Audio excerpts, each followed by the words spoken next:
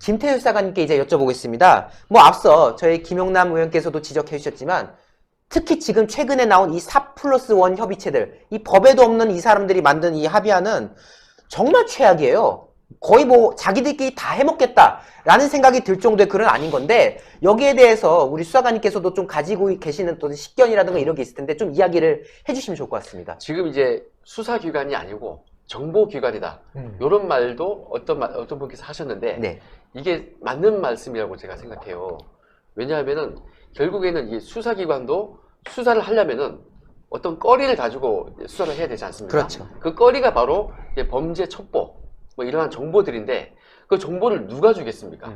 공수처에 과연 그 고위공직자를 수사할 수 있는 네. 그러한 정보를 누가 주냐, 이게 문제인데 저는 그것이 청와대의 확률이 매우 높다고 생각하는 것입니다. 아, 청와대. 그래서 이게 문제다. 왜냐하면 이 구성 자체가 지금 공정성에 대해서 아주 지금 문제점이 많이 지적이 되고 있는데요. 결국 대통령이 임명하는 구조 아니겠습니까? 그렇죠. 아니면 대통령의 위임을 받은 사람들이 이제 추천을 하게 되는 그런 상황인데, 그렇게 구성된 이 공수처가 그 정보마저도 그 청와대 쪽에 가깝거나 청와대 쪽으로부터 받게 된다? 이러면은 이 뭡니까 이게? 정적 찍어내기예요. 정적 찍어내기. 예. 친여권 인사 이런 데를 하기보다는 오히려 그 친야권 성향의 고위공직자, 네. 아니면 그와 비슷한 사람들에 대해서 수사를 하게 되어 있다. 요게 저는 이게 가장 문제라고 생각하고요. 예, 일단 그렇습니다. 그 두 가지, 그 구성 자체도 문제이고, 그리고 누가 이 수사거리를, 정보를 좌지우지하느냐, 청와대다. 그래서 이건 문제라고 생각합니다. 지금 말씀하신 게 결국 그거지 않습니까? 그 비리라든가 어떤 정황을 만들어내는 데 있어서 어쨌든 그 청와대가 생산을 해내고, 뭐 그게 특감반이 될지 뭐가 될지 모르겠습니다. 그리고 그거를 이제 어딘가에 옮겨다 가지고 이제 수사할 텐데, 그것으로서 지금 공수처가 나오면은 결국 정보를 만들어서 수사하는 모든 단계를 청와대가 사실상 컨트롤하는, 그렇기 때문에 결국 좌파에는 유리하고 뭔가 야당이라던가 뭔가 자신들에게 반대되는 세력에 대해서는 아주 매섭게 나가는 어떤 그런 기관이 될 수 있다는 우려를 지금 지적한 거 아니겠습니까? 그런 얘기입니다. 예. 그렇죠. 예, 누구나 아는 얘기를 제가 예시로 들겠습니다. 지금 이 그 청와대에서 이렇게 하명을 해서 네. 정보를 생산해서 경찰이 줬지 않습니까? 공수처가 없는 지금 청와대의 지금 공수처 역할을 할 수 있는 곳이 경찰로 본다면은 친한 곳이 네. 경찰에 이미 하명 첩보를 내렸지 않습니까? 네. 그 결과 어떻게 선거에 개입하고 어떻게 불공정한 결과가 나왔는지 지금 모든 국민들께서 실시간으로 보고 있지 않습니까? 그래서 이 공수처가 만약에 이 경찰 역할을 대신해서 나온다, 이 슈퍼 공수처가 온다면은 그러한 그 상대방 정적 찍어내기, 이러한 심의, 그 불공정한 이러한 사태가 계속해서 나올 것으로 생각이 됩니다. 정권 수호를 위한 그러한 공수처, 그렇게 될 걸로 저는 예상을 하고 있습니다. 지금 결국 저희 김용남 의원께서도 지적하셨지만 이게 결국 사실상 사찰하는 그런 기관처럼 된다. 근데 우리 수사관님께서는 폭로를 해주셨지만은 청와대 특감반에서 그런 아주 불미스러운 일들이 있었지 않습니까? 예. 이게 도입되면 결국 이게 공식화되고 대놓고 그냥 하는 거 아니겠습니까? 민간인 사찰 같은 것들을. 예, 일단 제가 조금 더 말씀을 드리면은 이게 지금 수사기관이지만은 정보기관화가 되는 거고, 그렇죠. 그리고 각 그 수사기관으로부터 보고를 받는 입장 아닙니까? 그렇죠. 그러니까 정보기관화가 되는 거죠. 그리고 전체 그 사정기관의 컨트롤 타워까지 겸하게 되기 때문에 이것을 누가 손에 쥐고 있느냐? 대통령 아니겠습니까? 그렇죠. 그래서 문제다. 그들이 싫어하는 놈은, 미운 놈은 그냥 치겠다, 이거 아니겠습니까? 그래서 문제인데, 제가 이것을 예시로 들어서 제가 한번 말씀을 드리면요. 네. 이 정부 출범하고 나서 5월 달에 출범했고 7월경에 이제 특감반이 이제 출범을 했습니다. 제가 이게 특감반 그때 출범하자마자 이 정부 특감반 그 개청 멤버로 들어갔죠. 네. 그 당시에 출범한 지 얼마 안 돼서 이제 특감반에서 아침마다 회의를 한단 말이에요. 예. 전체 회의를 할 때 그때 특감반 온 지 한두 달밖에 안 됐을 때였어요. 그때 이제 특감반장이 이런 얘기를 하더라고요. 전체 그 특감반원을 앉혀놓고 혹시 공수처 가고 싶은 사람 있냐고 손 들어보라고. 그때부터 이미 공수처가 네. 다 또 논의가 되고. 그래가지고 다 눈치 보고, 갑작스러운 질문이다 보니까 눈치 보고 있는데 한 명이 손을 번쩍 들었어요. 그래서 이제 가고 싶다고 하더라고요. 그런데 그때 나온 얘기가 뭐냐면은 앞으로 특감반장 앞으로 우리의 업무 파트너는 공수처다, 이렇게 얘기하는 거예요. 무슨 말이냐면 지금까지는 그 특감반에서 생산한 첩보가 검찰, 경찰, 특히 경찰 쪽에 이첩이 됐는데 네. 앞으로는 그 업무 파트너가 공수처다 이런 얘기를 분명히 했어요. 회의 때 다 있을 때 얘기했어요. 이게 무슨 말이냐면 지금 우리가 이 상황을 알고 나서 들으면은 무서운 얘기죠. 그렇죠. 청와대에서 정보를 첩보를 만들어서 공수처에 이첩해서 수사를 시키겠다 이 얘기 아니겠습니까? 그렇죠. 이거 지금 울산 사건이 하명 내린 거랑 똑같은 얘기예요. 그런 식으로 공식화하겠다는 그런 얘기가 이미 그때 나왔던 거예요. 그래서 이거는 그때 우리 10명이 다 들었기 때문에 부인할 수 없는 얘기입니다.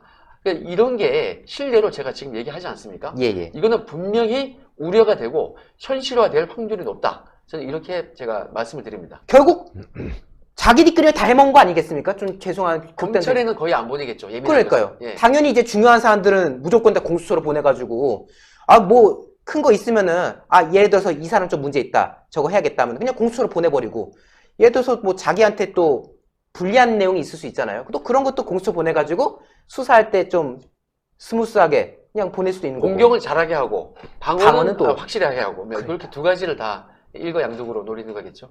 이제 이 얘기를 또 잠깐 해볼게요. 조국 문제를 또 이야기 안 할 수가 없습니다. 지금 김태우 사관님 입장에서는 이게 고발하셨던 네, 건이 제가 거잖아요. 이게 고발했죠. 예. 유재수 감찰 무마건으로 당시에 이제 고발을 해주셨던 건데 일단 이게 지금 기각이 됐습니다. 어떤 좀 소회가 드셨나요? 일단은 전체 큰 그림으로 봤을 때는 잘 된 게 있어요. 잘된 왜냐하면 거. 구속되면요 그걸로 끝납니다. 더 이상 그 사람을 욕하지 않아요. 그러면 그걸로 딱 끊기는 거거든요. 그래서 구속을 시켜드리자 이런 말을 제가 하기도 했는데 네네. 청와대 입장에서는 이게 악재죠. 조국 건이 끊기지 않고 계속 유재수 감찰 무마건으로 지금 친문과도 관련설이 있는데 계속 내년이 되어도 끌고 갈 수 있지 않습니까? 그쵸. 요거 한두 달 더 끌게 됐어요. 이것 때문에. 그리고 이거 끝나고 나면 또 울산 건이 또 있기 때문에 이거 청와대로서는 조금 좀 기분 나쁠 수 있다. 이게 증거가 있어요. 이게 제가 증거라기보다는 근거가 있는 얘기입니다. 왜냐하면 이제 조국은 버린 카드다. 제가 이런 말을 제 유튜브에서 많이 얘기했는데요. 네네. 이게 지금 어쨌든 영장은 기각됐는데 이거 오늘 이래서 이제 오히려 청와대한테는 부담이 됐어요. 이게 끊기지 않고 계속 이어지기 때문에 그리고 친문까지 수사 이어지게 됐지 않습니까? 그 기각된 그 사유를 보면요. 그런데 그 알릴레오에서 지금 그 김호준 씨하고 그 누구지? 유시민. 예, 유시민하고 이분하고 네. 그 두 명이 이제 그 얘기를 나눈 것이 회자가 됐는데 완전히 이제 호적을 파내야 된다. 조국을 갑자기 그렇게 표현해 버렸거든요. 조국은 호적을 파야 된다. 예, 예. 나쁜 아들로 표현했습니다. 예. 불효아들 예, 예. 그런 식으로. 그래서 이제 목을 따야 된다. 호적을 파야 된다. 버린 카드라는 것을 거기에서 완전히 그냥 낙인을 찍어버렸어요. 그래서 제 말이 근거가 있다. 저는 이렇게 말씀드리는 게 구속이 아예 돼버렸으면은 동정료를 되게 유발했을 거예요. 거기서. 그게 아니고 구속 안 돼서 오히려 부담을 주니까 그 기각 사유에 의하면은 청와대 측에 불리하지 않습니까? 그렇게 자꾸 이렇게 청와대 쪽에 부담 가는 쪽으로 이어지니까 거기서 아예 버린 카드라고 도장을 찍어버린 거예요. 왜냐면은 유시민이 누굽니까? 이분요, 그 조국에 대해서 계속 무조건적으로 옹호했던 사람이에요.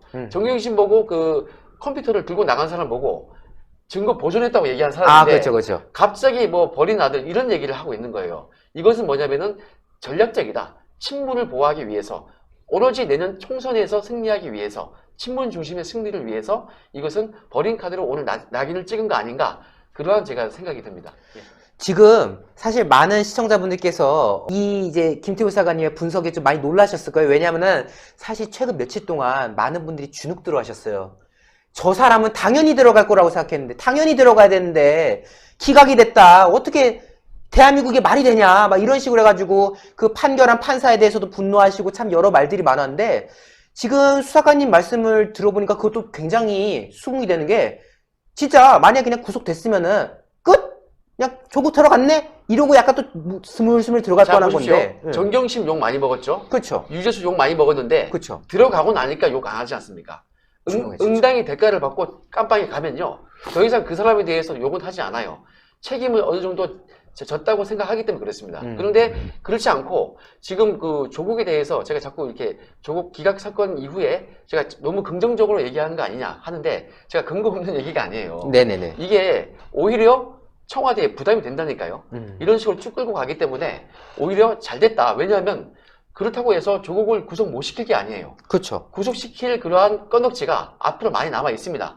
그러면 3, 4개월 그 총선에 가깝게 끌고 오히려 나중에 구속되는 게 이거 훨씬 유리하죠. 청와대 쪽으로는 이제 불리하게 곤란한 거고요. 그런 상황이기 때문에 저는 이거 좀 긍정적으로 보자. 스트레스 받지 마시고 한번 잘 지켜보시죠. 한번. 예. 신의 한 수의 구독, 좋아요, 알림 방법입니다. 보실 영상을 눌러주세요. 아래의 구독 버튼을 눌러주세요. 그럼 종 모양이 나옵니다. 그 종 모양을 눌러주시면 신의 한 수의 새로운 영상들이 알림이 울립니다. 그리고 엄지척 좋아요 버튼을 눌러주세요.